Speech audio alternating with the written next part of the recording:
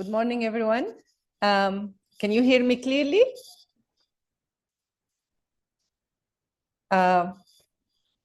Fantastic. So if you can hear me clearly, just raise your hand.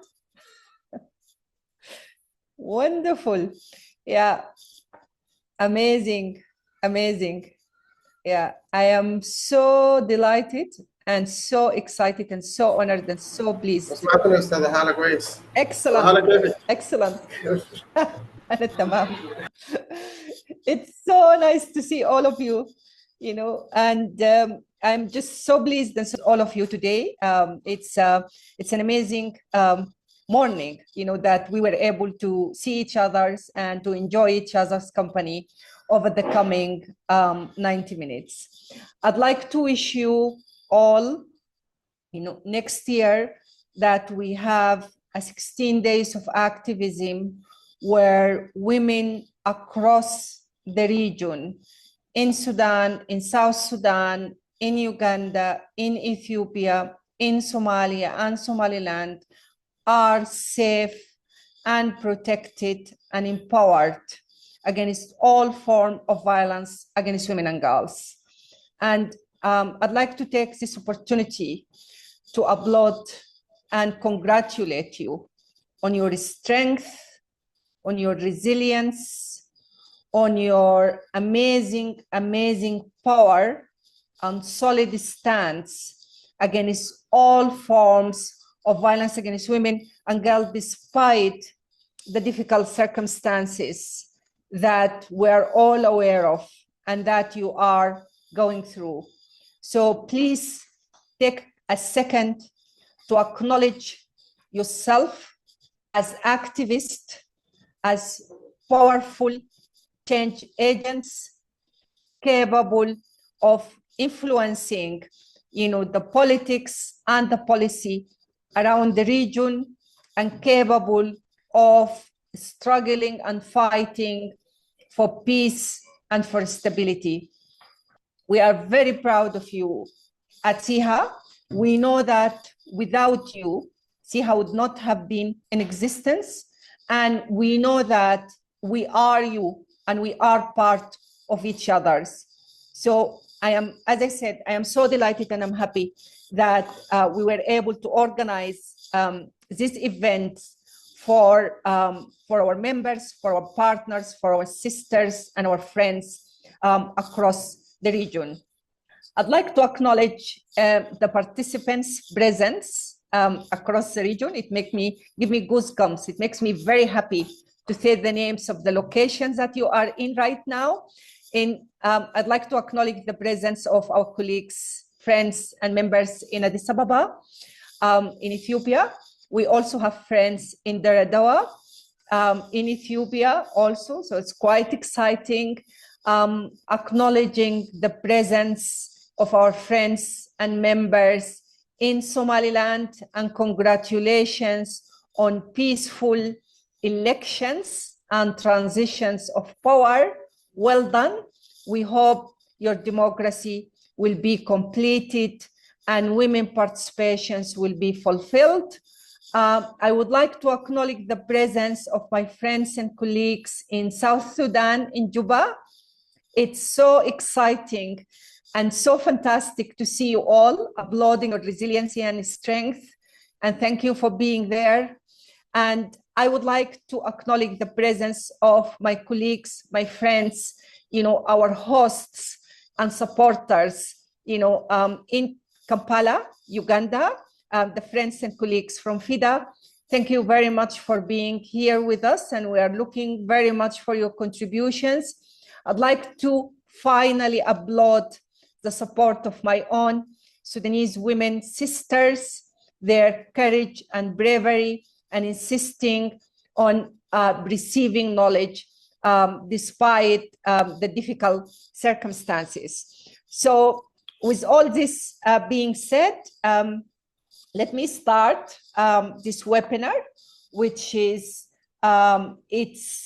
emphasizing the importance of documentation as a tool for evidence-based advocacy, but also documentations as a strategy and a methods to attain justice at the national level, at the international level, and at the regional level for women and girls, and also documentations as a strategy for change and transformations. And when I say documentation as a strategy for change and transformations of realities of women, if we are not going to share our stories, if we are not going to share what's happening to us, because we know really well, the situation in this region, it's these cycles of violence, these cycles of atrocities that keep happening to us. The reason that it keeps happening to us, that most of our stories is often forgotten, it's often buried, and we don't document it, and most importantly, we don't tell it as it is. Documentation is our obligations towards the next generations of women activists, of feminists in our countries. It's something that we owe to ourselves, and we owe, to our countries, and we owe to generations of women that are coming. We should never forget, and we should never, ever be silent at all. Because as women, we don't carry guns, we're peaceful, but our only weapon is our voices, our narratives, and this is what we use to change realities. With this being said, we have, we thought that as CIHA, based on our observation, we realize that as women in this region, we are quite overwhelmed with the daily struggle that we are going through, with what, all the time we have to respond to crisis. We have to put fires all the time so that we forget, to strongly document our stories, to strongly document the atrocities that's happening to us, and this is not okay. We have to dedicate time and energy towards documentations. And even as CIHA, this is one of our challenges and has been one of our challenges for a very long time. You are like us and we're like you. We do an enormous, great work on the ground, but as women, we just forget because there is another disaster. There is another crisis that we need to respond to. And we don't acknowledge and document what we're doing. Recently, we started to seriously think about documentations, which is very critical. And we started doing that in a number of countries, but particularly here at the Regional Secretariat, we, through the WCW project, We Cannot Wait project. It's the project where we have the consortium with NAGAD, with FIDA, with Ethiopian women lawyers, and with our other global partner, with our supported by the Dutch government, Ministry of Foreign Affairs. We felt that it is critical, to enhance and support the documentation efforts of the countries that we are taking lead on, and that's being Sudan and South Sudan. And therefore, we thought we will share our experience with you, of our struggle with documentations and of our, what we managed to achieve and the difficulties we have. And then you are going to listen to also representative from NAGAT, from FIDE Uganda, and from EULA, highlighting also their experiences. I'm going to go very quickly through the ground rules for these webinars. So, dear participants, please introduce yourself in any language in the chat. Tell us who you are. Local moderators, you can do that on behalf of the participants in the room. We have translations in Arabic, Somali, and Amharic. All are available. The moderators should have been supported by my colleagues to know how they should access the translations. For our virtual participants and those who are with us online, you know how to assume, or if you don't know, to enable the language interpretation service, click on the Zoom globe button or icon and select the language of your preference, and then you will hear the translation. This webinar is being recorded, so it's going to be available and it will be shared with our partners across the region. Even those of you who are interested in listening to certain things again, don't hesitate to ask for it. If you have questions, please write it in the chat functions or speak to the local moderators. Now, for the local moderators and the participants, keep your microphone muted until you were asked to speak. You can unmute. Try to adhere to the limits, to the time limits as much as possible. I'm going to give you a gentle reminder. If you encounter technical issue during the webinar, please notify the technical support team. And I think you can write on the chat, and she is, there is the SIHA network participant. You see them, so immediately you just send them a direct message, and Sandra will ensure that all is good. Thank you very much, and I am going to start by introducing our first speaker, which is my colleague and Sudan Response and Protection Coordinator, one of the people that I see how we started with them the journey of documentations on the horrific atrocities that are happening in Sudan at the moment in relations to conflict-related sexual violence. I forgot to mention that, here we are going to strictly emphasize documentations of sexual violence and documentations of conflict-related sexual violence, because it's one of the most difficult, types of documentations based on our first-hand experience. Adla, as I said, she's our protection and response coordinator. She has been working for SIHA for over 10 years. She specialized in community developments and gender equality, and she's going to provide an overview on the experience of documentations during war and conflict times. Adla's presentations is going to be in Arabic. Please, local moderators, non-Arabic speaker, switch to the English language. Thank you. Over to you, Adla.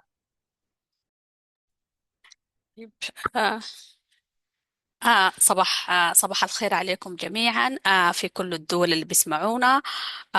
وأنا عادلة أبو بكر، منسق الاستجابة والحماية في شبكة الصيحة مكتب السودان.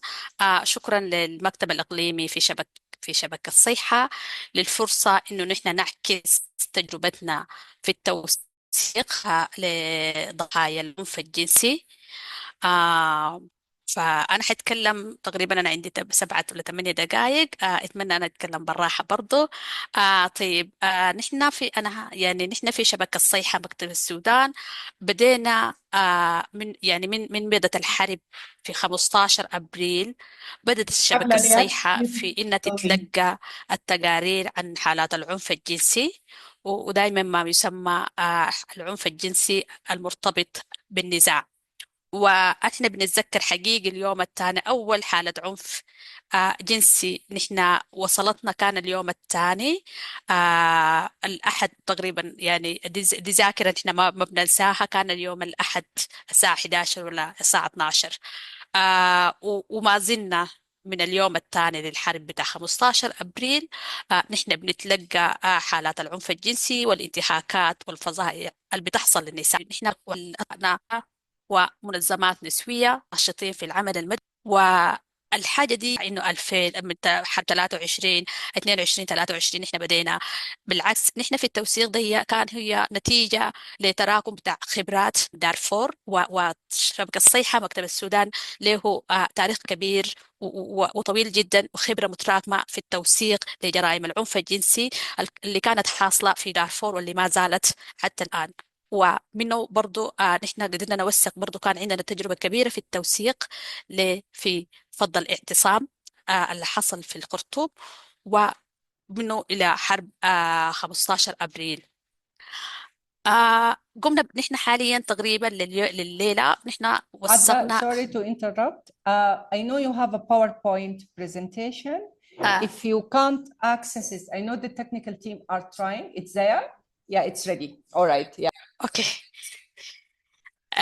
أنا لسه All شغالة right. بس في Okay. السلايد الأول. مفتقد في كل أكتوم والجزيرة نحن المزرنا وقدر خلال الفترة اللي فاتت تقريبا نهاية 23. وأهداف الوحدة هي إنشاء آلية لإبلاغ عن الحالات، عن الضحايا. وهي من الهدف الثاني برضو من الوحدة الناجيات على الخدمات والدعم، والهدف لجهود المناصرة والمساءلة والوصول للعدالة.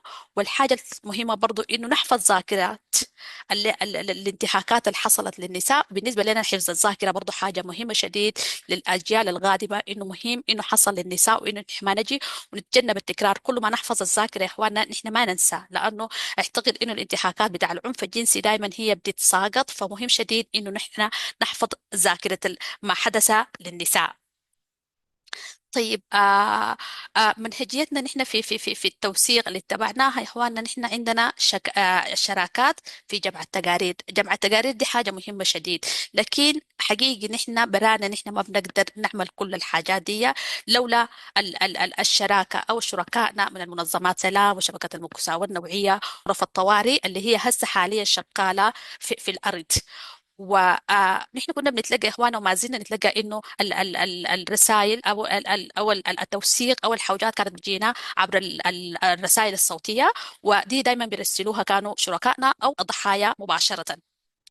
ودي بالمناسبة المنهجية بتاع الرسالة الصوتية عبر الواتساب خلتنا نحن نصل لأكبر عدد من الناجيات، وإنه نقدم خدمة بشكل أسرع.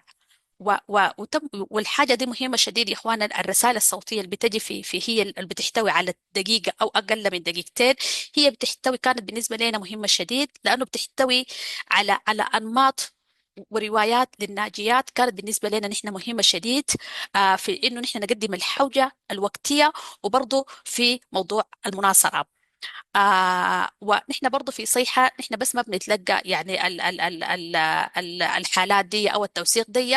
نحن برضو في صيحة بنستثمر كثير في إنه نحن نعاين أو نتتبع المنشورات أو الحالات اللي بتكون في وسائل في الوسائل في المنصات التواصل الاجتماعي زي الفيسبوك والواتساب والتليجرام. ودي يا اخواننا فيها برضو جهد كبير شديد، انه انك لازم تتحقق منها. وما دايره موظفين دايره وقت انك انت تخصص دي تخصص له. فدي نحن برضو قاعدين نعملها واحده من منهجياتنا. الحاجه الثانيه هنا برضو مهم شديد في المنهجيه بناء الثقه. نحن عندنا يعني لو انت ما عندك، لو ما في ثقه بينك وبين الشركاء، واللي بتنعكس حقيقي في إن صيغتك مع الضحايا، نحن ما كان نقدر نصل للحاجة دي. وصيغة الشركاء وصيغة الضحايا خلت إنه صيحة برضو عندها مصداقية عالية جدا جدا في التوثيق. وهي واحدة من المنظمات اللي بنعتقد نحن في صيحة كموظفين برضو إنه نحن عندنا مصداقية عالية وصيغة لما نتكلم عن القضايا دي. واحدة من برضو من المنهجيات إنه نحن التزامنا الواضح في صيحة بدعم الناجيات، وإيماننا القوي بالعدالة للناجيات. ونحن في حالات كثيرة يا إخواننا بنتواصل مع الناجيات مباشرة. و- و- وبرضو الصيغة لصيحة هي ما جات برضو من فراغ، لأنه صيحة هي شغالة يعني بتعمل في التوثيق وقضايا المناصرة للعنف الجنسي لفترات ولعقود طويلة شديد. فبناء الصيغة ده ما بيجي بين يوم وليلة. الحاجة الثانية برضو إنه نحن يعني الصيغة من الناجيات جات برضو نحن بنسمع يا إخواننا الرسائل الصوتية، ونسمع لقصص الناجيات بشكل جاد جدا جدا، وللكلمات اللي بيقولوها، ودي خلتنا برضو انه نحن مصدر صيغة للناجيات، ومصدر صيغة للناس الشغالين معاهم. ونحن بنعطي يعني احنا بندي اولويات لاحتياجات الناجيات، بانه نحن نحيلهم للخدمات الرعايه الطبيه، والرعايه يعني الدعم النفسي، وايجلائهم برضو. نحن واحده من الحاجات اللي استثمرنا فيها الفتره اللي فاتت، السنين اللي فاتت، نحن كنا بنجلي الناجيات والنساء من الاماكن الخطره لاماكن اكثر امنا. فدي واحده من الحاجات. نحن لما نتكلم برضو عن قصص الناجيات وعن معاناتهم، مهم شديد يا اخواننا في منهجياتنا نحن بناخذ الموافقه من مشاركه تفاصيل وما حدث للنساء.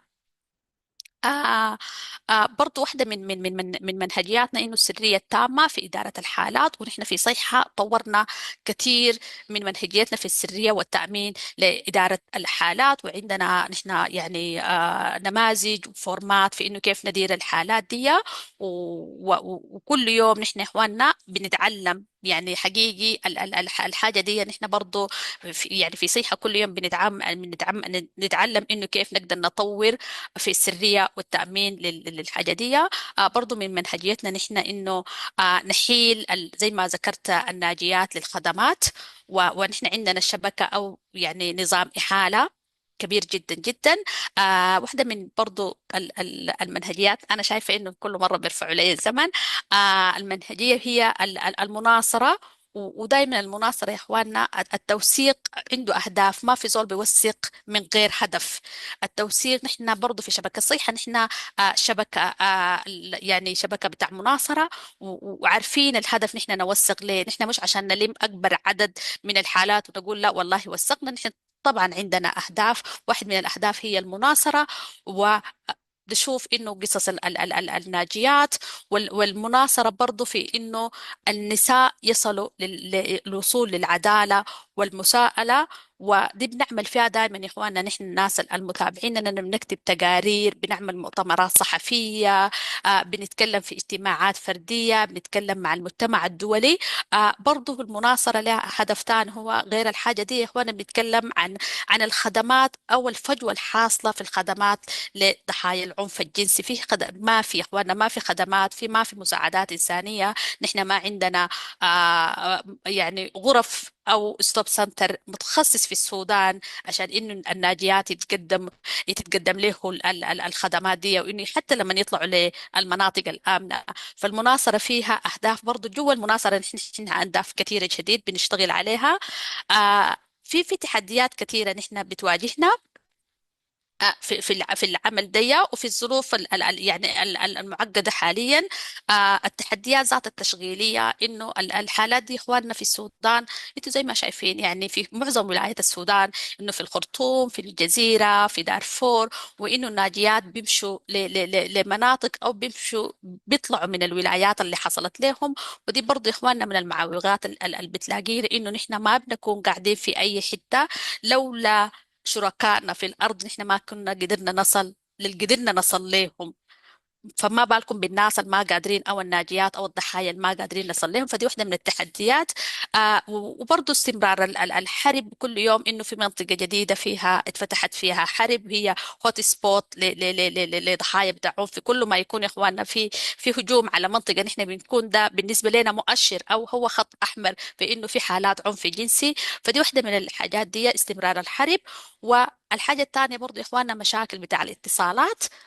ما زالت في مناطق نحن ما يعني ما الوصول للضحايا وللشركاء صعب جدا جدا. في مناطق شبكة الاتصالات ما فيها. هم بيستعملوا الستارلينك، وهو الستارلينك برضو فيه خطورة كبيرة شديد في إنك تستعمله. لكن نحن برضو قدرنا نطور آلية أو قدرنا مع شركائنا في الأرض كيف إنك أنت تستعمل ستارلينك بحيث انه يكون اقل خطرا عليك انت، لانه احنا برضو الستار لينكس هو مسيطرين عليه قوات الدعم السريع بالذات في المناطق اللي فيها سيطرة. فنحن برضو عندنا آليات وعندنا خطط أمنية في كيف إنه الزول لما عايز يرسل رسالة فيها طلب أو فيها توثيق إنه كيف يقدر يستخدم 200 يرسلها ويعمل شنو. آه فدي واحدة من الحاجات اللي قدرنا نتكلم عنها. التحدي برضو عندنا يعني التحديات كثيرة شديد. الاتصالات اتكلمنا عنها. الخطر الأمني، التروما الحاصلة يا إخواننا لمقدمين الخدمات، والتروما الحاصلة للنازيات. في العامل بتاع التروما دي حاجة واحدة من التحديات اللي بتلاقينا. وبرضه نحن يعني من التحديات وقاعدين نحاول كل يوم نحسن فيها انه كيف نحفظ الداتا حقنا. وعملنا وحدة وعندنا سيستم وعندنا يعني يعني كيف نحفظ الداتا بطريقة آمنة. وبرضه الحاجات يعني واحدة من التحديات اللي نحن بنفتكر برضه بتواجهنا ونحاول نحن نشتغل عليها بكثير شديد نحن انه المحدودية في انه كيف انه ضحايا العنف الجنسي يقدروا يقدروا يعني في انه يلقوا حقوقهم او يصلوا للعداله والمحاسبيه. دي احنا برضو واحده من الحاجات اللي بتأرقنا جدا جدا. الحاجه الثانيه برضو يا اخواننا التمويل للتوثيق وللاستجابة ضعيف جدا جدا. لما نعاين بشكل عام التمويل في السودان للحرب الحاصلة وللدعم الإنساني بما فيهم ضحايا العنف الجنسي هو ضعيف جدا جدا. هو التمويل عموما ضعيف في السودان للحرب الحاصلة في السودان، لكن التمويل لضحايا العنف الجنسي ضعيف جدا. بعد ذاك عندنا نحن يعني يعني ده آخر حاجة ممكن أنا أختم بها. بعد ذاك ممكن أي أسئلة. نحن تعلمنا برضو كان من الدروس المستفادة إنه إنه كيف نحن نقدر يعني نتحقق في ظل نحن برضو نقدم خدمات للناجيات. نحن نعمل التوثيق في ظل انه نحن نقدر نقدم خدمات للناجيات، وفي نفس الوقت نقدر نعمل الجهود المناصرة. فدي واحدة من الحاجات اللي تعلمناها نحن، انه نحن بس ما بشغالين بس مناصرة، لكن قدرنا نحن ننجح في انه نقدم خدمات للناجيات وللنساء في المناطق الخطرة، بانه نقدم منح صغيرة، وفي نفس الوقت نوثق، وفي نفس الوقت نحن نقدر نعمل المناصرة حقنا. برضو خلتنا انه يكون عندنا شبكة واسعة جدا جدا من الشركاء في الأرض، ودي حاجة مهمة شديد يا اخواننا. نحن في صيحة قاعدين نستثمر فيها كبير جدا جدا، انه الشراكات مع المنظمات الغاعدية، وانه عشان يقوموا يستجيبوا للحوجات بتاع الناجيات. ودي في عامل مهم شديد يا اخواننا في الاستجابة، هو عامل الزمن. عامل الزمن مهم جدا جدا انك انت تستجيب للحوجات للضحايا. وفي نفس الوقت يا اخواننا عامل الزمن برضه مهم في التوثيق. نحن لو ما وثقنا في الوقت ده نحن تاني ما حنوثق. فعامل الزمن مهم جدا جدا. نحن ما بنقول والله بعد الحرب تنتهي نحن حنوثق، لا، نحن لازم نوثق هسه بكل التحديات بكل المشاكل اللي بتلاقينا من لوجستية ولا مالية. الحاجة الثانية نحن برضو عندنا الحاجة بتاع بعرفها بالعربي هي السيرفايفر سنترال ابروتش، انه سيرفايفر هم أولوية. الحاجة الثانية برضو واحدة من الحاجات اللي تعلمناها برضو انه حفظ الداتا واستخدام الادوات الآمنة. انه برضو من الدروس المستفادة انه كيف المناصرة، المكون بتاع المناصرة هو قدر شنو هو قوي في انك تستخدمه وتستخدمه لما يكون قاعد توثق. الحاجة الثانية انه آه مهم شديد هو ان نحن يكون عندنا موظفين بيثقوا وبيؤمنوا بانه التوثيق ده وانه النساء لازم يلقوا حقوقهم بالذات الضحايا. وده اللي بنعمل فيه يومي. لو ما انت مؤمن يا اخوانا بالتوثيق وبانه النساء لازم ياخذوا حقهم، يصلوا وان الجناء يتحاسبوا، انت ما بتقدر تستمر في الحاجه دي. وده فيه يا اخوانا خصم عليه الموظفين، وده بايمانهم من زمنك انك بتشتغل ليل ونهار، بتجيك رساله لازم ترد عليها في اجازاتك، في اوقاتك الخاصه، في اي وقت انت لازم ترد على الناس ده، لانه الحاجه دي انت بناء الثقه دي حاجه ما سهله جدا جدا. انا لو في اضافه ممكن بعد ذاك، لو في اي سؤال او في زمن ثاني انا ممكن اضيف. شكرا لكم، تقريبا انا اخذت اكثر من الزمن. شكرا جزيلا. Thank you very much, Adla, for such a comprehensive presentations. I think you have covered a very rich and extensive experience. And thank you for talking about the team who are overseeing the documentations and, the struggle and experience and, handling the cases and the responsibility they feel to extend support to the survivors and victims of conflict-related sexual violence. Such a complex and very, very difficult conditions for women and girls in Sudan. Right now, we are going to move to another part of the Sudan's. My colleague Bibiana is speaking to us, I believe, from Juba at this point. Yeah, she's not in WOW. So Bibiana, she is CIHA team member who is responsible of coordinating the joint projects that CIHA is managing in partnership with the UNFPA. The one-stop center in WOW, and we're really proud that CIHA is, coordinating the only functioning one-stop center in South Sudan that's receives a significant numbers of victims and extend significant support as well to victims and survivors from across Western Bahr al-Ghazali state. Bibiana, over to you. Hello, Bibiana. Can you hear me? Hello, yes, good morning, everyone. Good morning. Thank you. Yeah, I'm Bibiana from South Sudan, based in WOW, Western Bahr al-Ghazali state. Let me just go direct to the context of South Sudan. We are managing one-stop center, which is giving free services to survivors of GBV, and in collaboration with the line ministry, that is Ministry of Health, and then Ministry of Gender. So decades of armed conflict and political instability have created a climate of impunity where sexual violence is often normalized. So the displacement due to floods and ongoing violence has left women and girls more vulnerable to exploitation and abuse. So widespread of poverty, exacerbate and the vulnerabilities of women and girls limited their ability to seek support or escape abusive situation. South Sudan has deeply enriched cultural norms that discourage survivors from seeking justice, often placing blames on survivors rather than perpetrators. Families and communities prioritize protecting reputation over holding perpetrators accountable.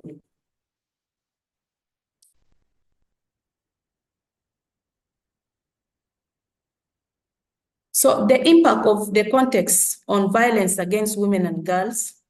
So as a result, there are high cases of rape, sexual assault, and domestic violence reported in Wau County, Ju River County, and neighboring state of Warap and Tonj.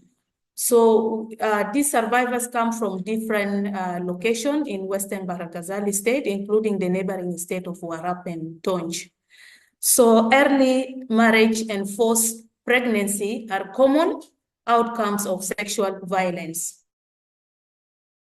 Giving example from July to October, Alone, the one-stop center received 135 rape cases, 24 sexual assault, 4 physical assault, 1 forced marriage, and 9 emotional abuse. So the one-stop center, the supporting data from the one-stop center is managed by SIHA in collaboration with the Ministry of Health, Ministry of Gender, and supported by UNFPA. The one-stop center serves as a safe haven and multi-service facility for survivors of sexual violence in WAO and neighboring region. The one-stop center provides trauma-informed care by trained counselors to help survivors navigate emotional recovery. There is free medical care for survivors, including post-exposure, that is PEP, emergency contraception, and treatment of physical injuries. Survivors also receive free legal advice and representation to pursue justice against perpetrators. So the community campaigns to raise awareness about sexual violence and available support services, including dissemination of information to reduce stigma and encourage survivors forward. So coming to the documentation gaps and challenges that we have at One Stop Center, we have observed a high incidence of rape and physical assault among girls. These are reported after the critical 72 hours window. So due to cultural norms and misinformation about sexual violence and its consequences, survivors and their communities are often unaware of the importance of timely reporting and availability of services. So there is also limited resources and capacity within the justice and health system hinder effective documentation and response as a result of insufficient funding, trained personnel, or infrastructure. Increase demand for psychosocial and medical services, particularly for the adolescent survivors.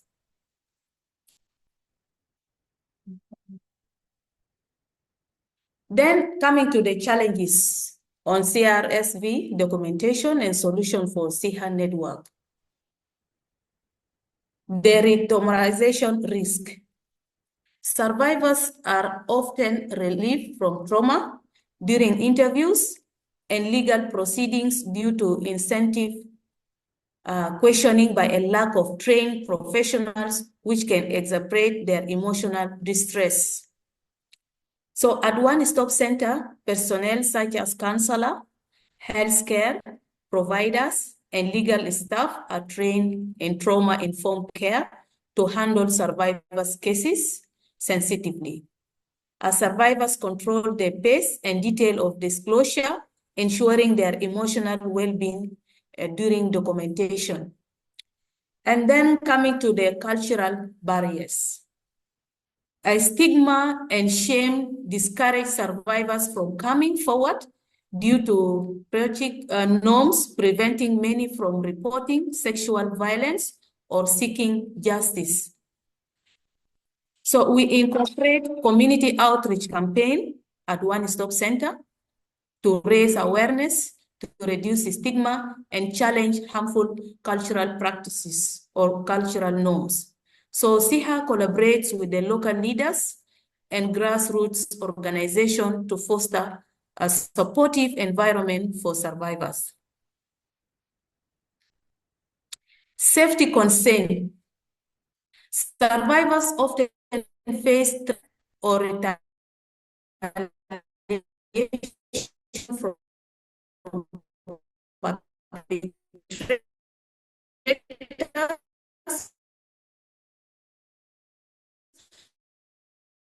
or their to safe houses or provide with security support when necessary in coordination with local partners. There is also delay reporting. Many survivors delay seeking help, reducing access to critical medical intervention like post-exposure or emergency contraception.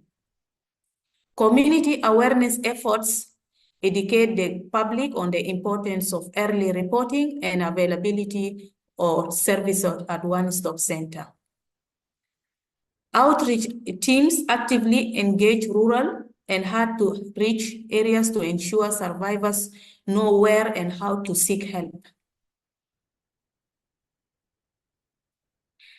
Coming to the best practices from WOW One-Stop Center, there is holistic support, and the survivors are linked to medical care, counseling, and legal assistance.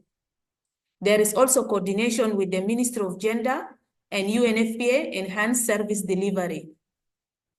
On the referral pathway, there is a collaboration with local authorities, the NGOs, and the civil society, the Ministry of Health, to ensure timely support.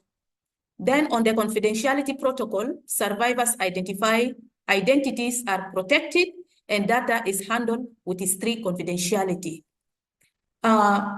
Justice mechanism. Survivors are supported through legal processes, with some cases resulting in perpetrators convicted. Let's come to the lesson learned and recommendations. There is regular meetings between the stakeholders, improve the services and ensure accountability. There is also persistent efforts are required to challenge norms that perpetuate violence. Establish more centers like the One-Stop Center across South Sudan. Train staff and partners in trauma-informed documentation practices. Push for a stronger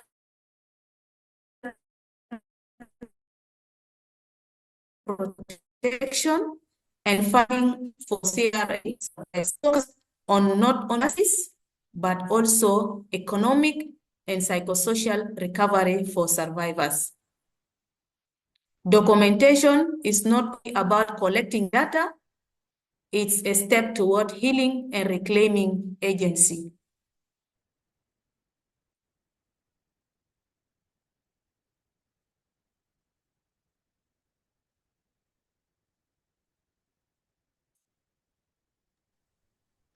Thank you very much, Bibiana. Thank you very much for highlighting such important initiative and interventions that was led and coordinated by our team in South Sudan. Great work, great commitments, and they're very, very limited resources. But you know, as Bibiana and Adla stressed, it's our obligation as a feminist institution and as the network of grassroots women. This is what we should supposed to do. You know, if you are not present in the ground, our capacity to influence policy and politics at the top level remains weak, and it's not substantiated, and it's not supported, you know, by real narrative, real stories, and evidence-based advocacy. And it's the efforts of our teams in the country, in the different countries, that makes our engagement meaningful, and it gives us the strength. I'm also very grateful for the points that was mentioned by Bibiana about the economic recovery, which is critical for victims and survivors of sexual violence. The level of exposure of poor women to violence, considering the fact that majority of us are poor, majority of us as women in this region living below the poverty line, you know, the dehumanization that happens as a result of sexual violence and other forms of violence, you know, it's directly linked, you know, to our impoverished economic situation, which expose us to all sorts of violence in situations where, the states, they lack commitments to the protections of women. So I think that's a critical and important point. Now, we're going to move into a much more technical presentations. My colleague, Faizat Busari, she's going to, Badmos Busari, she's going to speak in more technical details about the importance of integrating conflict-related sexual violence into the international and regional justice mechanisms. She will highlight the role of women organizations, and feminist organizations in shaping conflict-related sexual violence. Faizat is CHAS programs manager. She has a wide experience with international and regional organizations in across Africa and West Africa, and she's also an award winner from Emory University, where she has got her PhD on women in Muslim context and their access to equal rights. Faizat, over to you. Thank you, Hala, and thank you everyone for being here today. As Hala highlighted, I'll be looking more closely on, the importance of documentation, particularly for justice and accountability. I know most of us are familiar with the definition of CRSV, which is conflict-related sexual violence, but looking a little bit deeper into it and for the purposes of, from the lens of the justice and accountability, under the Rome Statute of the International Criminal Law, it is recognized as a grave breach of international law and constitutes war crimes, crimes against humanity, and acts of genocide. And then from the Maputo perspective, that's the African Charter on Human and People's Rights of Women in Africa. It emphasizes the need for states, so state accountability and state ownership, to eliminate gender-based violence, including sexual and conflict-related sexual violence, and ensures that there's access to justice for survivors. It's important for us to also note that it's not framed just as a crime against individual, but it's linked to peace, security, and development. So crimes of CRSV is considered as undermining peace, security, and development within the Maputo framework. So why is it important for us to document CRSV for justice mechanisms? You've heard Adler speak on the current situation of Sudan and how CI is documenting efforts. I'll give a little just brief background, and using some specific cases. So we definitely need documentation for evidence for prosecution of crimes. We've seen the continuous perpetration and secular violence continue in Sudan, and this is because of lack of accountability. If accountability were to be in place, then then justice, then there's room for peace to grow.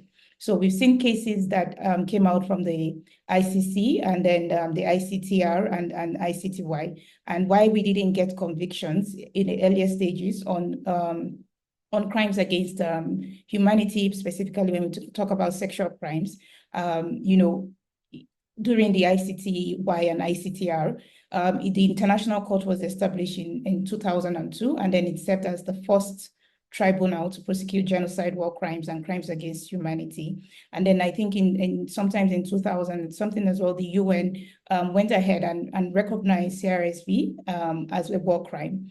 So, but since the establishment of the ICC, there were two cases, the Bemba case and then also the Katanga case, where the perpetrator were charged with rape as a crime against humanity, but due to lack of evidence and lack of survival process in place, they were not able to succeed with a conviction.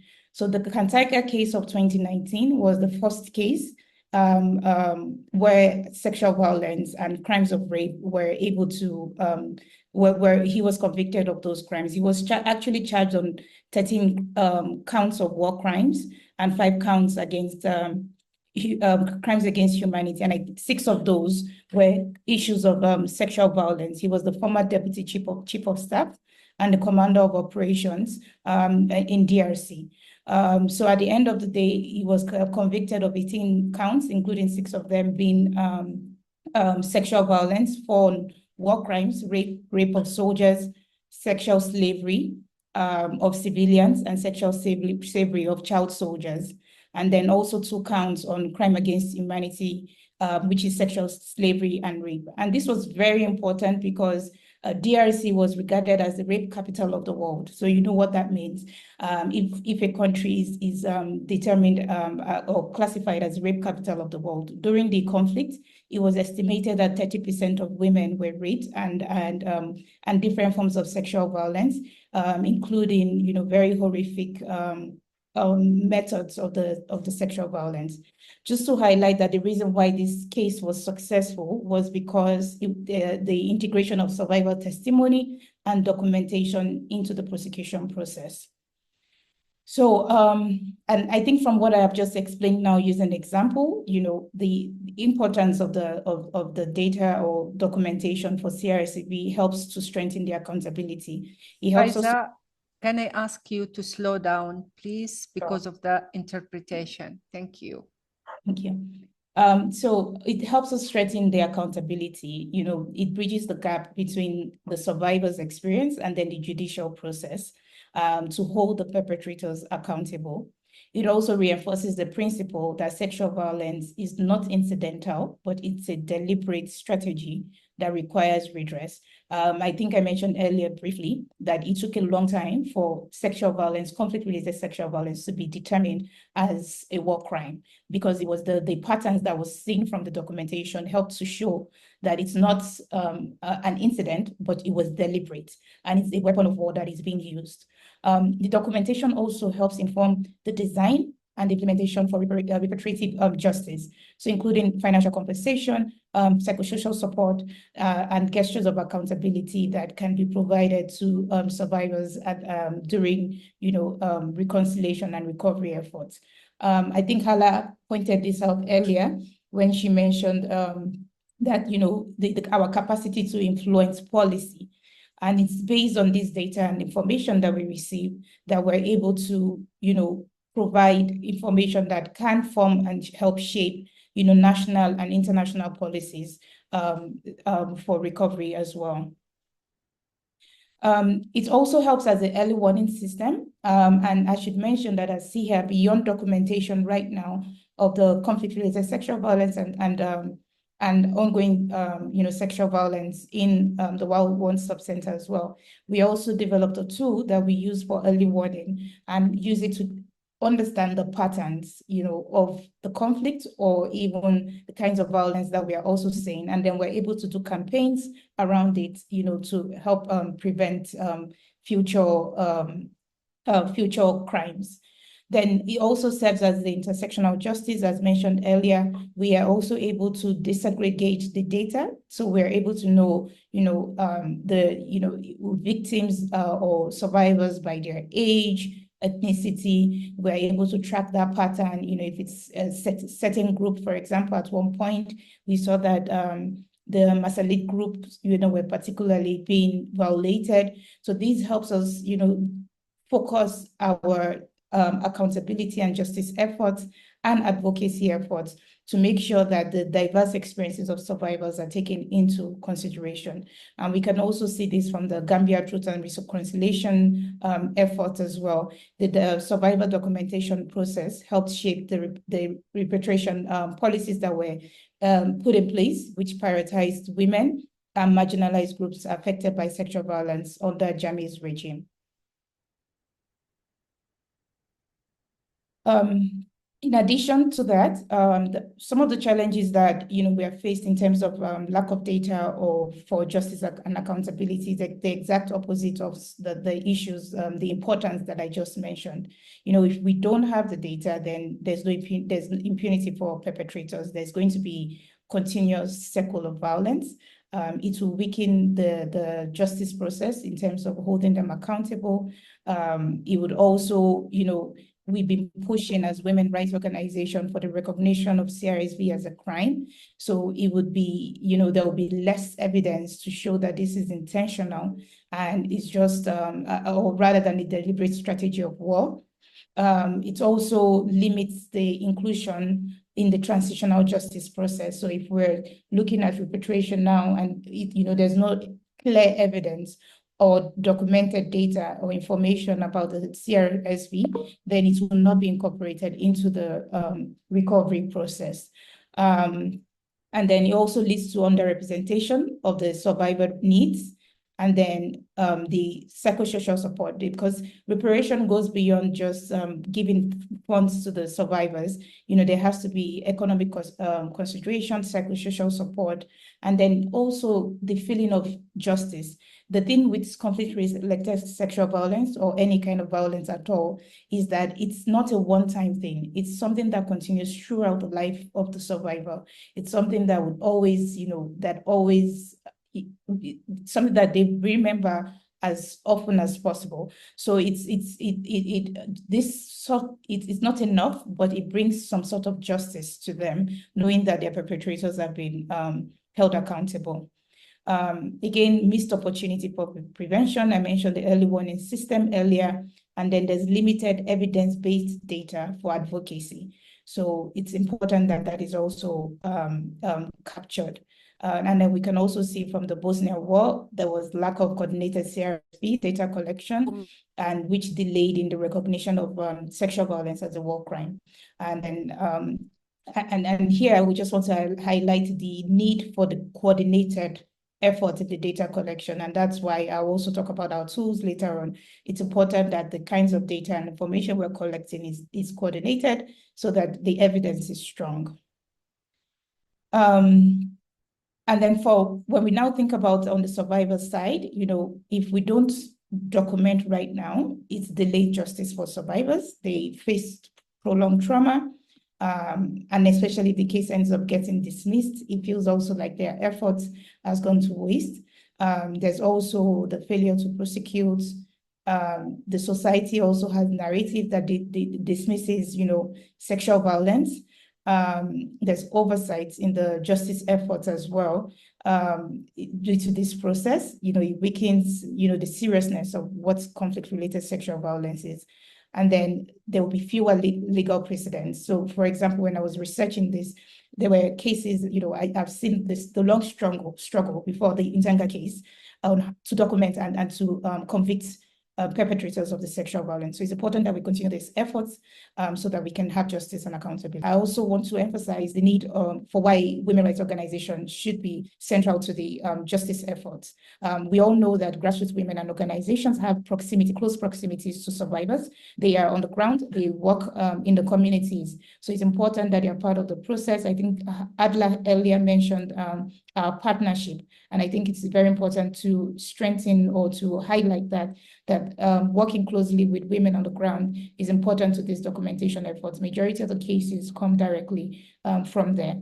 They also understand the cultural nuances and context in the country, so they are easy to respond to the needs of the survivor. They're also able to listen to them and speak to them and tell them what the issues are. Hadla also mentioned about trust building. And I think that's why it's important that women rights organizations are part of this process, and not just part, but lead in the process, and grassroots women particularly.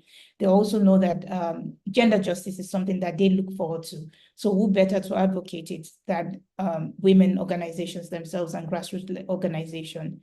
And then they also help us in shaping the documentation practice. As Adla mentioned, we've been doing learning by doing. So as we hear more information, we're able to adjust and update our approach in the process. And these are some of the examples that we've seen in terms of the impact of the documentation. Liberia, we've seen the Liberians Women Initiative, who documented some of the war crimes, and then they were able to influence, the inclusion of gender-based crimes in the Truth and Reconciliation Commission when it was established.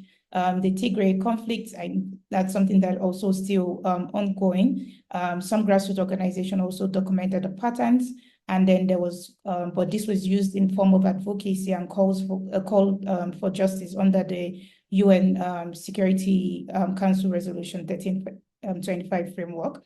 And then for SIHA in Sudan, we've been also documenting since the start of the conflict. And, this has led to heightened awareness of the ongoing sexual violence during the Sudan current conflict. And we are hoping that it would be used for accountability purposes. The heightened awareness, we've had, numerous organizations reach out, trying to get information about what is going on in Sudan. It's particularly relating to the sexual violence from SIHA. To close up, just to share, because this is the learning and sharing, some of the tools and innovations that we've used for our documentation efforts. As Adla briefly mentioned, we started with using an Excel document to track, conflict-related sexual violence cases.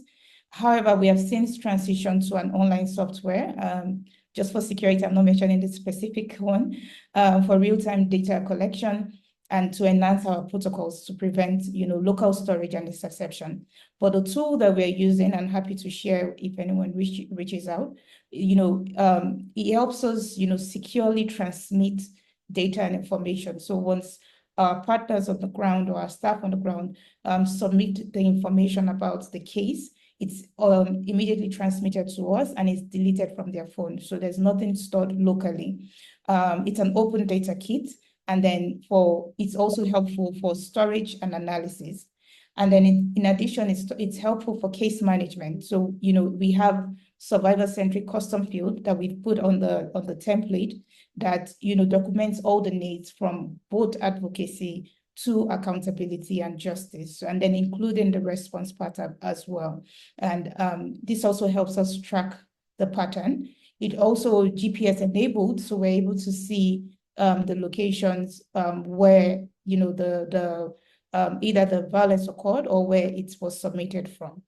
And then we have the opportunity to also upload the voice and text, because this is also very important during justice process. We receive them, but during the court, when the justice process starts, these evidence are very important to have during the conviction. And then lastly, it also gives an easier opportunity to have dashboard for us to present the trends and the patterns in an accessible format for advocacy. As mentioned earlier, we have been using the learning by doing approach with regular trainings for our staff and our partners on the tools, and then ensuring that, it's trauma informed throughout, collecting data sensitively. And because we have a wide range of audience here, we've heard Bibiana talk about the issue of funding. We've also heard, Adla also mentioned, the lack of funding. And we have also mentioned why this needs to be continuous training, right? So there's need for continuous capacity building on documentation standards and legal admissibility of the data that we're collecting. There's need for, sustainable funding as well, because the partners on the ground who are also collecting some of this data need funding to continue and sustain their work, despite the environment that they're working in. And then partnership also between international and national justice mechanisms, which as SIHA, we've also started to establish and work with some international actors on how can we ensure justice and accountability throughout this process. And that brings me to the end of the presentation. I'm happy to answer any questions if they come up later. Thank you.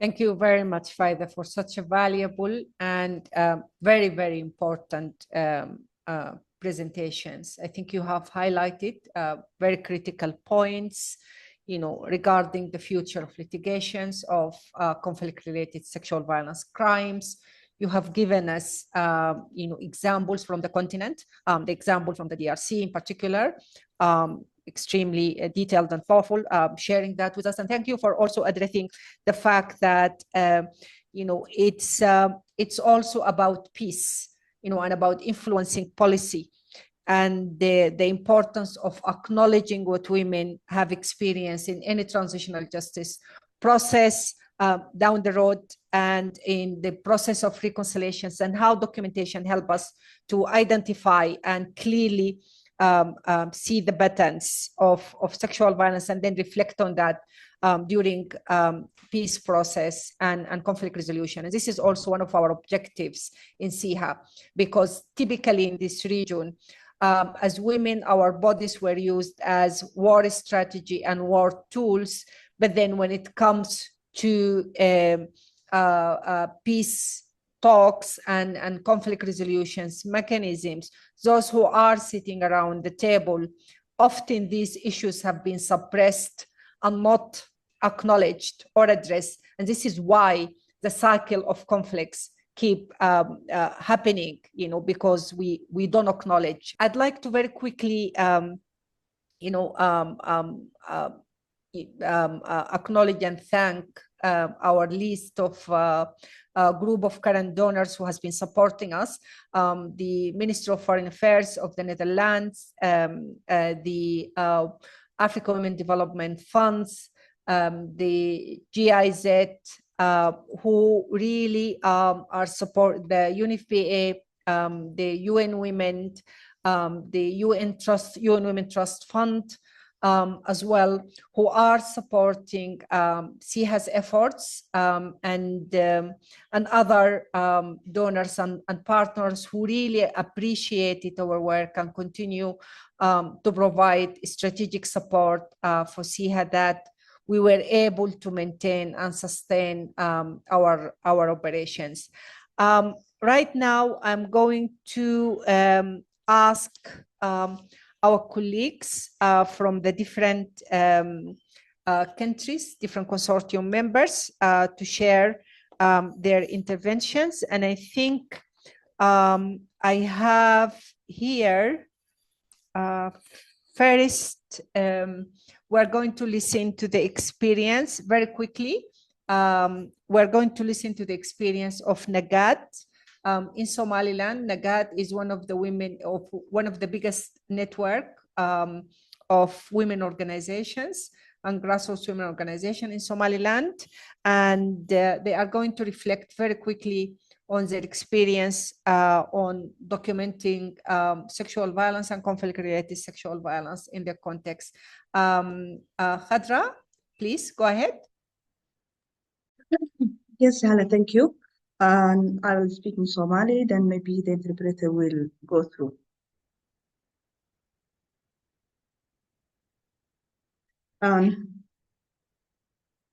Nagad network waxay leedahay oo inta badan ka shaqeysaa wax weeyaan GBV-ga iyo sidii looga caawin lahaa GBV survivorska. Nagad waxay leedahay laba xarumood waaweyn oo la socda tacadiyada ka dhanka ah haweenka. Xarunta koowaad waxay ku taalaa Hargeysa, waxaana la yiraahdaa Women Situation Room ama GBV Call Center. Xaruntaasi waxay ka shaqeysaa sidii dadka dhibanayaasha ah loogu adeegi lahaa. Waxaa jooga oo ku diyaara hablo ka shaqeeya social workers, waxaa jooga coordinatorkii xaruntu ay leedahay oo yadna guriya oo dhakhtarada ah. Waxaa jooga Lamsal Cala Maxamed GBV counselor ah oo traumooyinka iyo dadka inta badan markay tacadiyadu ku dhacaan waxa ku dhacda trauma ina session baa ku dhex yaala xarunta. Xaruntaasi guud ahaan waxay u shaqeysaa inay caawiso dhibanayaasha GBV-ga. Markas waxaa jira telefoon free ah oo ay soo wici karaan ama soo garaaci karaan qofka dhibanaha ahi. Nambarkaasi markuu soo garaaco waxaa la xiriira oo ka qabta hablaha case workerska ah. Waxaa laga document gareeyaa cabashadooda. Waxaa la isku dayaa in lagu qanciyo inay physically u timaado xarunta haddii Hargeysa joogto, haddii gobolada kale joogtana meeshii u dhoweey Nagaad ay ka heli karto. Intake formka marka laga qaado, isagoo oo marka intake formka la qaadayo qofka magaciisa laguma qore, waxaa la siiyaa number u gaara ama number sireed si aan magaciisa qofka loo ilaaliyo. isla markaa qofka waxaa laga Khadra, can you slow down because we don't hear the interpreter? okay, sorry. Can I continue?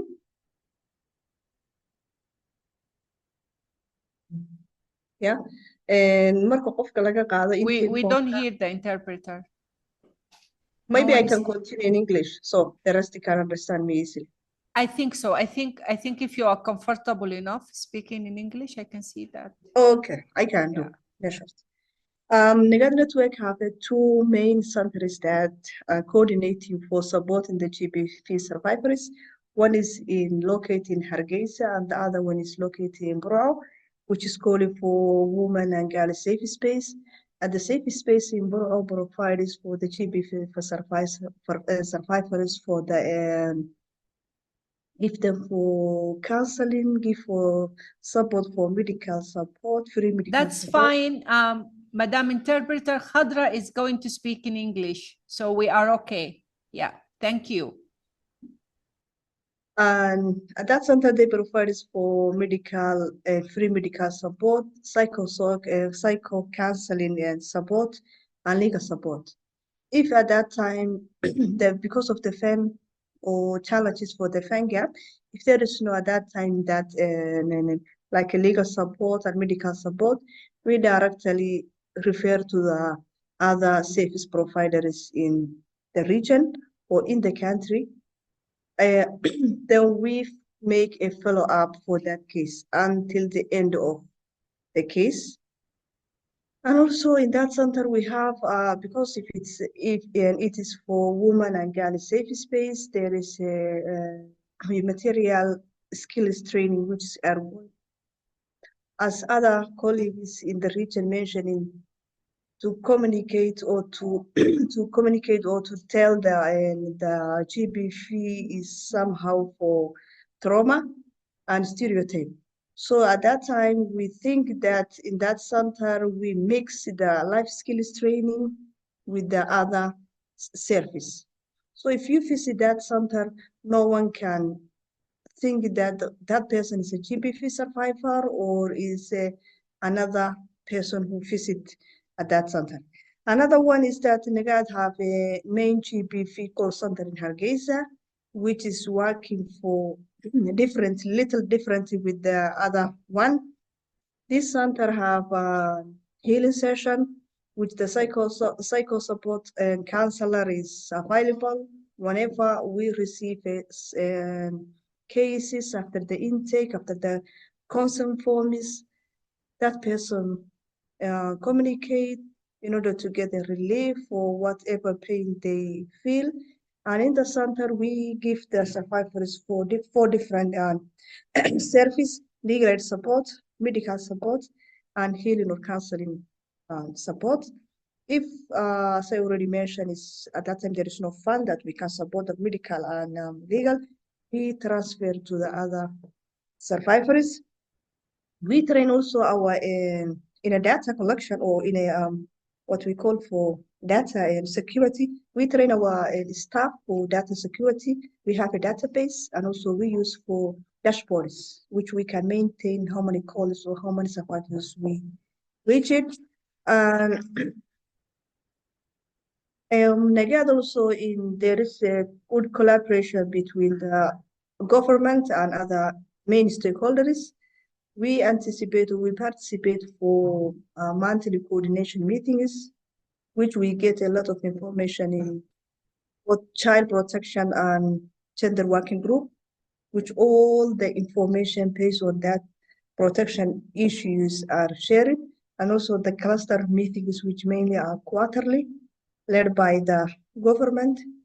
We also we also have a relationship with all the partners which work Nagad, like Oxfam, Save the Children Care, UN Women, UNFPA, and all our key partners, as well as since the Nagad is an umbrella or main the network, we have around 45 Nagad member organizations which also working with this protection sector.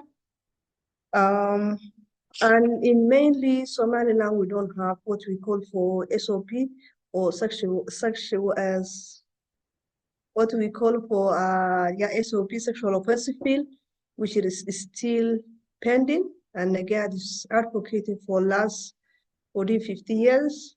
And Hala, that's all for to you. If they have any questions, maybe Thank you. Thank you very much. And thank you for mentioning the sexual offenses bill, one of the very, very strong, proposed bill, and I understand that Nagat has been really struggling. And I'm hoping that the new governments and the new parliament will approve that bill that you have been working on for a number of years. Thank you very much, Khadra. I really would like to stress that although the interpreters did not interpret Khadra's presentation, but they should have been working with the room in case there is an interpretation needed. Right now, I'm going to go to Mahalet, I believe. Mahalet I'm not sure if she's in Dardawa or she's in Addis, but she's going to share with us the experience of Ethiopian women lawyers. Mahalet, can you hear me? Yes, I can hear you. Good morning again. Good morning. Fantastic. We can't see you, but that's fine. I know the network is bad. That's why I shut down the video. No worries. Go ahead. Yeah. Good morning all again. My name is Mahalet. My organization, Ethiopian Women Lawyers Association. As an introduction point, my organization has been running for the last 30 years, protecting women's rights in every aspect of the law. And not only that, providing legal aid services, working on research and advocacy, and providing awareness raising trainings. My organization is not only located in Dredoa, which is where I am. We have 8 other branches, with our head office being in Addis. In all branches, we provide a quality service which is guaranteed to us and assured to us by our clients to free legal aid service. We even have court representation for them. For Dredoa in particularly, for the last 20 years, this office has been providing, like I said, legal aid services, researches, and awareness raisings, not only for the clients, but also government stakeholders and government stakeholders, the community at large. By working together with other stakeholders, we have a common interest who are working on women. There is a strong network that is being established for the last 7 years here in Dredoa particularly. This network or this coalition is a combination of the Women and Children Office, Government Office, other CSOs, police commissions, one-stop centers, universities, courts, where it made access to justice for the victim very easy. Because, like you know, our organization usually handles cases that are not criminal-based.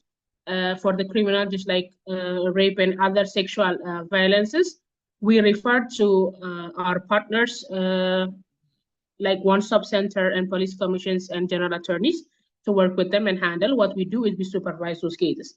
When it comes to the civil matters and usually women-based civil matters, we handle it. We provide legal aid services. We provide the documents that are required for them to go to courts, in any courts, be it in the Sharia or the federal court. And also, if the cases were the complication of the cases, we provide lawyering services. We provide them lawyers. Other than that, we provide trainings for women in every aspect of the community by providing coffee ceremonies and getting the women to talk about the vulnerable issues that they are facing, which we happen to discover there is a lot of GBVs that are going around still unrecognized as being violences in the community. Domestic violence has risen in the past year, 25% based on the data we have. Within this year of 2024, my office by itself has handled more than 463 cases, where from those 463 cases, almost 400 of them are women who have survived abuse, physical abuse, psychological abuse, economical abuse. So our office, like I told you, we usually legal-based office, so where we provide free legal aid services. Understanding that our legal aid service by itself is not enough for the well-being and for the future of these women, we are collaborating with Jeddah University Psychology Department in order to get these women psychosocial support that they require in order to have a very achievable or successful life in the future, not only for them, but for the kids that are facing trauma in those being raised in those hostile environments or in those hostile houses. The achievement that we have until now is the amount, the accessibility that we have in this country, not only in our offices, but EULA is known for, how do you say, encouraging people for becoming volunteers. And we have almost in Jeddah by itself, we have also 34 committees that are disseminated, that are distributed in the qabalis, in the waradas, in the community-based lower classes also, that will provide any advices or any first aid legal aid service that they may face. Like I told you, the concept of GBV is still on the early stage. No matter, it doesn't, even though there have been a lot of work done. Considering domestic violence as a violence, considering psychological attack as an attack, is still on the lower stages. So we, by teaching our paralegals the concepts and understanding of what the law says regarding violences, they help assist those people that are in need, that are not willing to come to our offices. If the cases are really hard for them to handle, they will advise us or they will contact us, and we will have a direct contact with the victim and help them achieve all the help they need. Other than that, the coalition that we have created by SIHA is one of the greatest achievements, I think, for me, because these coalition members are collective of different sector, women from different sector of the spectrum. We work together in helping women achieve at least justice for all the violences that they have faced. The reason we do that, like I said, we have people from Jeddah University, from the government sector, and other stakeholders, CSOs. So our outreach has increased enormously, which means with people who need our help increased daily. In the past month, we have assisted more than 57 women, which is higher than it was the month before, this is done due to the coalition members, the work that our coalition members are doing. Other than that, our coalition members, they take the training that is provided for them, they take the awareness that is given to them by EULA, and they also cascade what they have learned in their respective fields, in their respective organization, which have recently increasing the number of people that at least who have awareness regarding GBV and the services that we provide until now. The challenges that I personally, as a worker, as an employee of EULA, as a service provider, is facing right now is the lack of shelter. The Jeddah administration has a shelter, but that shelter is only limited to women and girls that have been facing sexual violence. Other violence like domestic violence and other GBVs, the women that have been thrown out of their house with their kids, women that come from the rural area to attend their cases here in Jeddah usually do not have shelter and are being, how do you say, ተጋላጭ, probably the Amharic translator will help me. ለብዙ ጥቃቶች ተጋላጭ እየሆኑ ነው። Yeah, vulnerable. Yeah, yes. Thank you. They are being vulnerable for many more violences. So we will try to work with other CSOs in order to provide these women with shelters for a few days until at least their case is over, or until we convince the judges to let them back in their house. Those are the challenges that we're facing, and we are pushing the Jeddah administrative to at least establish shelters like this that at least help women mend the violence that happened, mend their wounds, try at least have a place that they can call a shelter for a few days until they have their issues being resolved. This is one of the big challenges, and this one we are working on. Me and the coalition members and other stakeholders are working on that. The other challenge that we have been facing is regarding the police, not all the police, I'm saying, the lack of awareness on gender, not willing to be gender sensitive when it comes to handling cases of women of our police. Usually domestic violence, domestic violence abused women. Usually this kind of crimes will happen indoors. They don't usually happen publicly. So the mistreatments and the lack of resources that women have in order to get access to justice for these kind of things is becoming really hard. Like I told you, EULA usually handles civil cases in most cases. What we do is we observe and we follow up and we push when it comes to criminal cases. So this has been the challenge that we have been facing. In order to solve the challenges, recently we had a meeting with the coalition members where we are advising, where we are suggesting that in order to provide trainings and committees within the police community, within the justice community, that are going to be willing to work with us and at least make a change. If change happens for one woman, that is one big achievement for us. So we are working on that. And especially, like I told you, our work we're doing with Jeddah University Psychology Departments is one step ahead in providing full access to women where their mental health is supported. Thank you so much. If you have any questions, I'm here. Thank you very much, Mahalet, for such a comprehensive presentations and very alarming, the increased numbers of violence against women and crimes of sexual violence that you have and other patterns of violence that you have to deal with.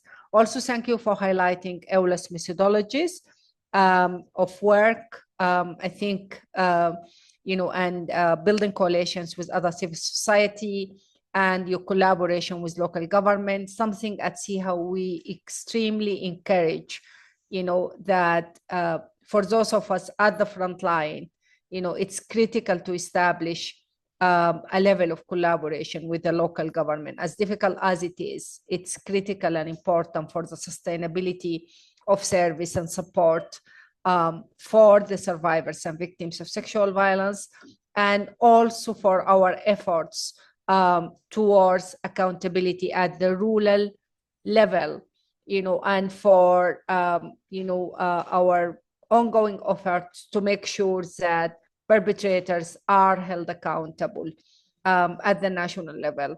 Now, I think this is the last interventions from our team and from our consortium members. I'm going to, I don't know how much time do we have. We have, I think about 20 minutes or so. So I think I'm going to open the floor for questions, and I will start with some of the questions that I have here. Okay, sorry. I am completely, I am so sorry. How can I forget, we have our colleagues, that was not the last intervention, that's the intervention before last. We have our colleague from FIDA, who's going to give us the experience of the federations of Ugandan Women Lawyers Federation, FIDA, one of the most prominent women rights organizations, I would say in Africa and in Uganda, and she's going to share with us their experience in documentation. And Cecilia, apologize, for the oversight. FIDA, please go ahead. Hello, this is Margaret here. Thank you so much for the opportunity to speak and for all the speakers, and thank you for the introduction. Yes, FIDA Uganda is a group of women lawyers who advocate basically for women's rights. And among its interventions is the commitment to supporting transitional justice issues and raising awareness and also having interventions. So under its transitional justice program, we have been able to have experience on documenting conflict-related sexual violence benefited from partnerships with government. I personally work with the Ministry of Justice under the Transitional Justice Program, and I know how important such partnerships are that span many interventions, for example, prosecutions and many others. And as Musari was speaking about the prosecutions, Uganda has also had 2 successful convictions of people who are in the Lord's Resistance Army. As many of you could know, the Lord's Resistance Army operated in northern Uganda and were very unpopular for abducting women and girls and subjecting them to forced slavery, forced pregnancies. And many of them actually, after the war, returned home with children who are forcefully, whom they were forcefully made to have. And we had a conviction in the case of Dominic Ongwen, which was before the ICC, where he was convicted for forced marriages and sexual slavery. And also we had a national conviction of Thomas Koyelo, who was also a commander in that army. So the experience of FIDA is basically working with the women groups. For example, there is a women's group that there are a couple of women groups that are composed of women who are formerly abducted, who are in the rebellion, and they returned with children. And we have been actively working with these women, for example, on issues of documentation, and many of them have actually been able to take place in the trials that were handled either at the ICC or even at national level. And the experience with that, first of all, is the importance of partnerships, whether local level partnerships, that is the community-based partnerships with these women groups, and especially the women that have personally been affected by the conflicts. Because once you partner with them, it means that you're getting first-hand information, and that means that it's more reliable and it's more accurate, and also being able to influence national processes. And especially for the women's groups at local level. For example, I will speak about a women's group called the Women's Advocacy Network, and another one called Watie Kigen, or We Have Hope. Watie Kigen is a local term, but it translates into We Have Hope. These women's groups were able to take on a documentation project on their own called the Life History Project. And this Life History Project, even though they did not know what it was going to influence, for them it was looked at as a point of healing, a point of relieving what they went through, which is very important. That sometimes, yes, we document for policy, yes, we document for advocacy and other interventions, but sometimes to the victims themselves or the survivors that I have interfaced with, is that sometimes they look at this as a source of healing and as a source of healing for themselves. But in terms of documentation, what are some of the lessons that I think we have learned? First of all, is that documentation is not a one-off. Many times when you go to the field to document, you think that you're going to get all the information right away. But this it many times takes on a longer process than you anticipate. First of all, which is obvious because of the issue of trust. It's not easy that you're going to get all the information that you have at the first interaction with the victims, but also what has already been said by many of the speakers, that some of these victims already have interview fatigue, they are traumatized, so you might find that documentation is going to take longer than anticipated. Number two is that especially with the women that have gone through these experiences, it's more than their experience. Most times, the experience of their child is intertwined with their own experiences. So while you're documenting their experiences of sexual violence, it's important for them personally that you might need to have further interventions or further information on their children. Here we usually call them children born of war. And I know it's something that spans across as long as women have been subject to forms of sexual violence.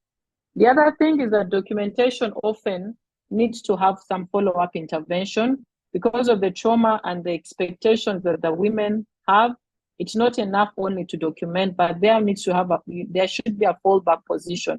You document, then what? And in circumstances where there are no interventions immediately for them, you need to have a follow-up that, and many times they need some kind. And then lastly, is that, of course, you find that it's also not easy to get the women integrated in communities, and therefore locating them for ultimate proper documentation is also a challenge. So that also needs to be factored into. Thank you. Margaret, thank you very much for highlighting all those aspects and challenges, and especially coming from an organization that has been part of the documentation efforts and legal aid services to survivors and other integrated services like FIDA.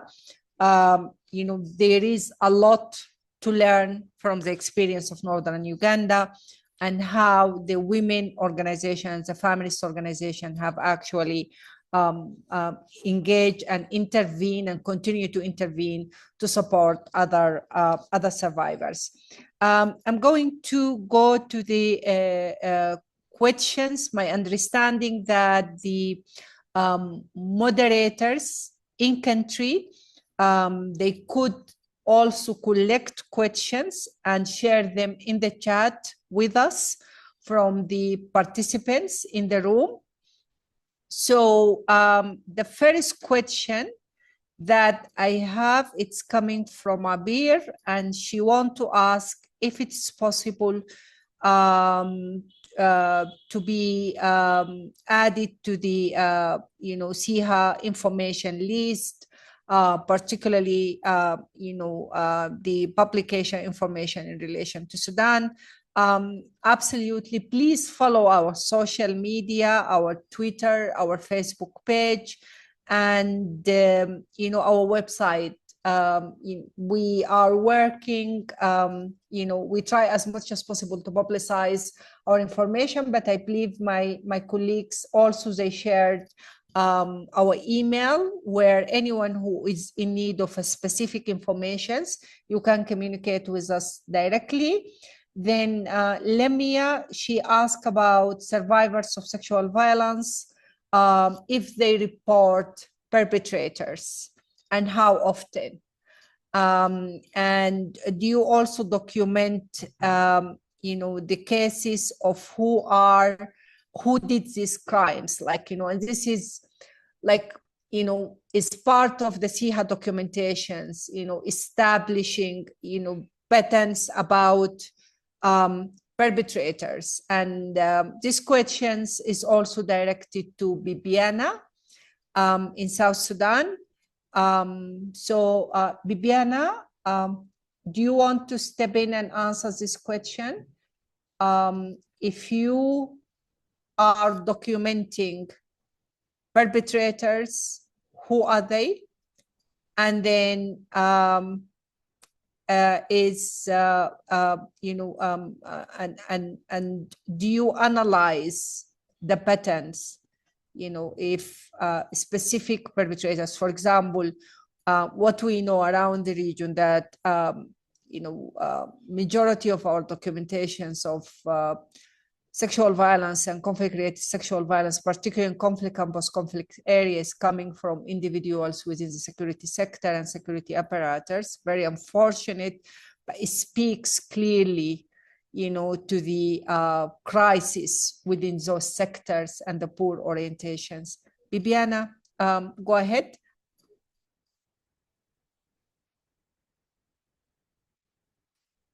Bibiana, are you there? Okay, I don't think Bibiana is there, and Sorry, I see please. Sorry. Yes, are you Sorry? there? Can you hear Yes, me? I'm here. Have you heard Yes, the I can hear question? you. Have you heard the No, question? please. No. Please again. Sorry. Bibiana, very quickly, the questions about if women speak about who are the perpetrators, and if, as SIHA in South Sudan was able to establish a pattern, of those perpetrators in terms of who are they.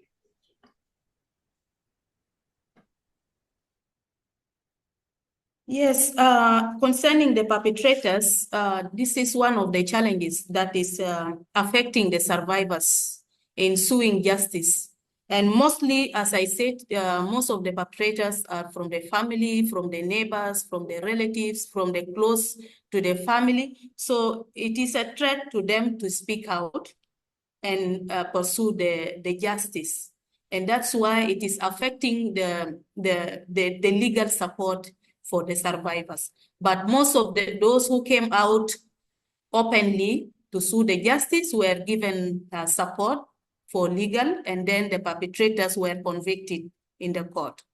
So most of the survivors fear to speak about the perpetrators and also come out to speak about them because of the retaliation and revenge and for their safety.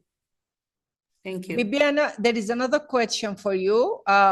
Do you have any follow-up mechanisms when women leave the one-stop center?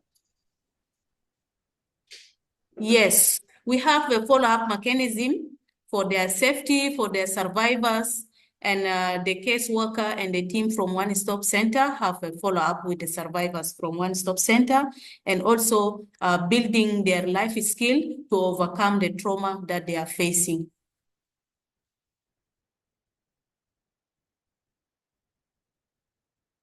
Thank you very much, Bibiana. I have another questions to our Ethiopian colleague. So what do you think about, the scale of gender-based violence, that keeps increasing in the country, given the overall situation? Mahalet, do you want to take this question? Yeah, go ahead. Yes, the scale. Actually, recently we were discussing this in our team. The scale is, like I said, is rapidly increasing at this point. The economical factor based on the data we have, since when every client comes, we have their information, or personal data information. So based on that, when we observe that most of our clients are usually on the lower economic end on spectrum. So usually when the economy is when the life how do you say የኑሮ ውድነት አማርኛ ተርጉሚልኝማ የኑሮ ውድነቱ በአሁን ላይ በኢትዮጵያ ያለው በጣም ከፍተኛ ከመሆኑ አንፃር ያለው የጥቃት መጠን በተለይ በባልና ሚስት መሃል በተለይ በልጆችና በቤተሰብ መሃል ያለው የጥቃት መጠን በጣም እየሰፋ መጥቷል። አሁን ላይ ከምንም በላይ ደግሞ ማለት ነው ይሄ የኑሮ ውድነትን ለማሸነፍ ሴቶቻችን በጣም ወደ ፕሮስቲቱሽኑ እየገቡ ነው። ያ ደግሞ የበለጠ ተጋላጭ እያደረጋቸው ነው። አትሊስት በእድሜ ከ9 ዓመት ጀምሮ ከ8 ዓመት ጀምሮ አሁን መንገድ ላይ ፕሮስቲቱሽን ሆነው እየሰሩ ያሉ ሴቶች አሉ እና ያ እንትኑን ሬቱን በጣም ከፍ አድርጎታል። ከዛ ባሻገር ደግሞ አሁን ላይ ሀገራችን ላይ እየሰፋ የመጣ የህፃናቶች ጥቃት በተለይ ተደፍሮ የመገደል ጥቃት እየበዛ መጣ። ይሄ አንደኛው ችግሩ ምንድነው? የጀስቲስ ሲስተሙ አስቸጋሪ ነው። አሁን እንዴት ልበልሽ የኛ የኢትዮጵያ ህግ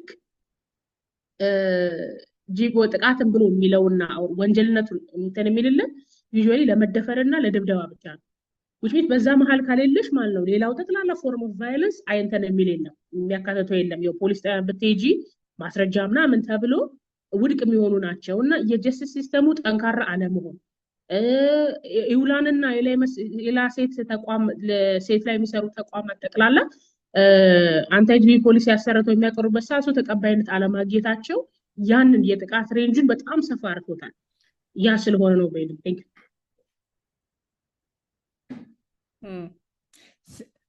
Sorry for the change of language. Some English words. No, that's okay, Mahalet. Thank you. I have another questions from Aisha in Somalia to you, Adla. And Aisha is asking, what does the government think about the efforts of documentations? And I guess the question is, to what extent, our documentations effort is not posing a threat to those who are working on it. Yeah.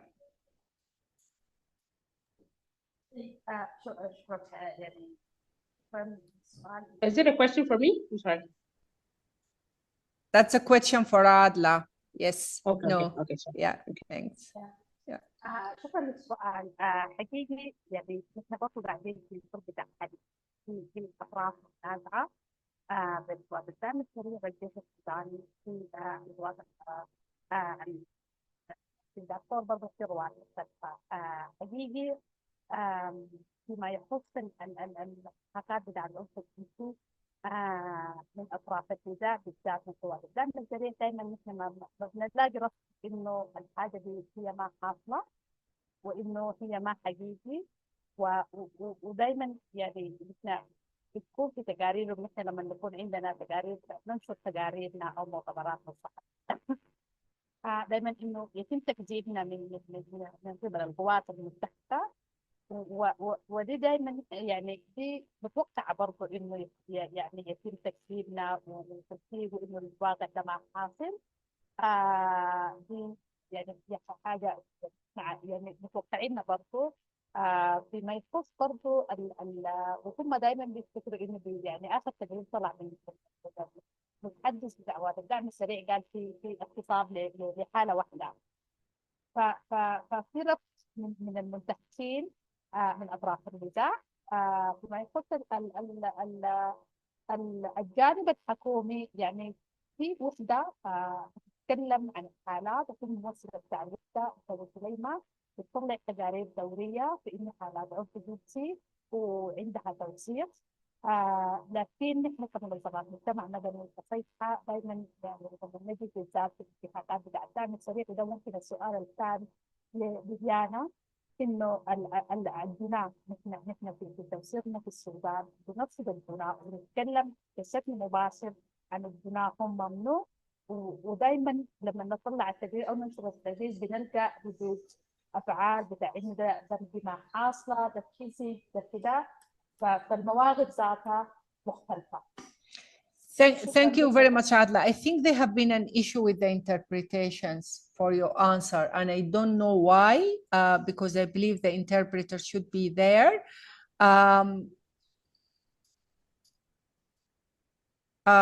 So I think there have been an issue with the interpretation somehow. You know, some people, they did not hear. Okay, he's interpreting. Okay, so Adla, once I have you there, I have another question for you very quickly, if you can answer, because we have a lot of other questions. It's have we documented, the CIHA documented also conflict-related sexual violence committed by other factions such as Sudan's National Army as well? عندنا في التوثيق يعني ممكن يكون من القوات التابعه للجيش السوداني ومن الميليشيات برضه في دارفور ودائما يعني نحن عندنا في التوثيق لكن حقيقه النسبه العاليه هي من قوات الدعم السريع لانه ده برضه نمط يعني قديم عندهم من الحرب بتاع دارفور لكن نحن عندنا كل الانتهاكات اللي بتحصل للعنف الجنسي في مناطق النزاع وكانت قوات نظاميه لو كانت الشعب الأخرى. Okay, so there is a complaint that people cannot hear the translation. I'm going to be very quickly say what Adla has said. Adla, she said, you know, we document crimes of conflict-related sexual violence that are committed by different forces, including Sudan National Army and other armed groups. However, the majority of crimes of conflict-related sexual violence are committed by the rapid support forces. There is a request from Juba. I would like to allow the opportunity for a group that are working in Juba One-Stop Center. If you can speak very, very briefly, because we have less than 3 minutes to conclude. So I'll give you very quickly 1 minute to say, you know, to clearly highlight and speak about who you are and the work you're doing. The teams in Juba, the colleagues in Juba, you want to say something? Thank you so much. I'm Lily Manas Ladu from Juba, from Minister of Gender and Child Social Welfare, Central Equatorial State. Thank you for the meeting funded by UNPA. And there is some partnership with other local stakeholders. We have Minister of Gender, Child Social Welfare, and we have Minister of Health in national state. Actually, we also do the same as those of WOW are doing in One Stop Center. We also receive some cases of SGBV, most especially rape cases and physical violence. We have a huge number of the cases. So we just want to clarify that WOW One Stop Center is not the only stop center in South Sudan. We have also in Juba, Central Equatorial State as well. Thank you very much. I really appreciate. I just want to ask. Yes, go ahead. Sudan, yes, they have registered 300 cases of conflict-related sexual violence. My concern is those cases, are they all received services? Because it will affect women and girls more especially when they have not received proper services.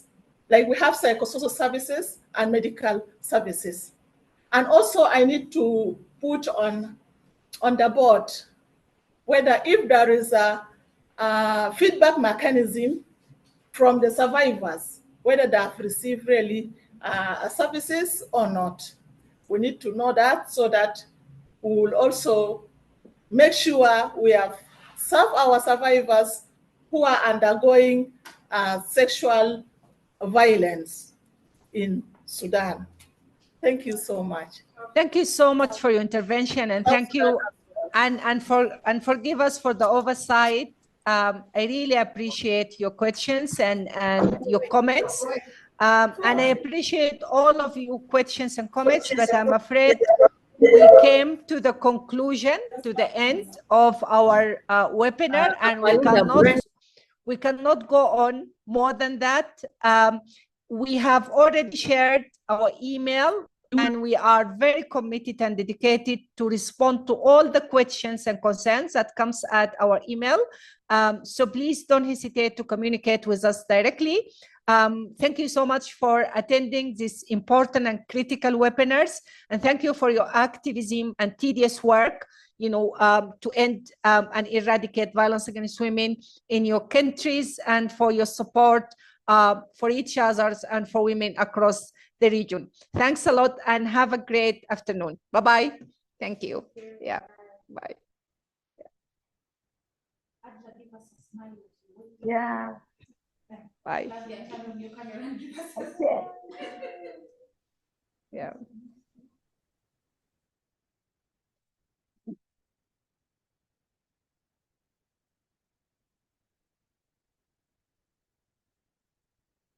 Thank you, everyone.